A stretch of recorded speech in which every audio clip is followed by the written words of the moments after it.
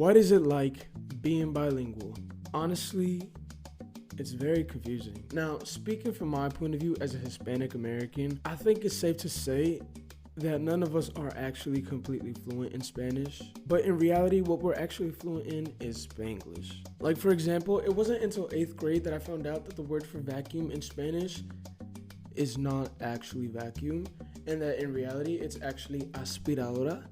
When I found out, I was like, what? And also, let me know how you say the word sandwich in Spanish. Come on, let me hear it. Exactly. Who knows? I don't know. I mean, let me look it up real quick. Emparedado.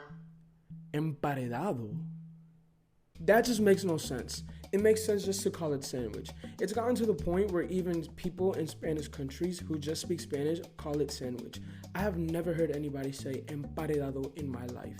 Now, aside from not knowing certain words in Spanish, it's fine if you're speaking to somebody who speaks English and Spanish, or like you're talking to your parents who speak both.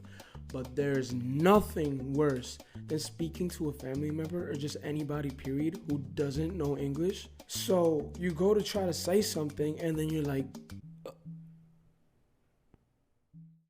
you don't know how to say it in Spanish.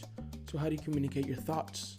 And then since we grew up speaking Spanish and English, it's even worse when there's those moments where you don't know how to say it in English, but you know how to say it in Spanish. So you're over here talking to your friends and you're like, the thing, and then you're stuck because you can't say it in Spanish because they have no clue what you'll be talking about. And now I feel like one of the worst things about being bilingual is when you go visit your family back in like whatever country you come from, right?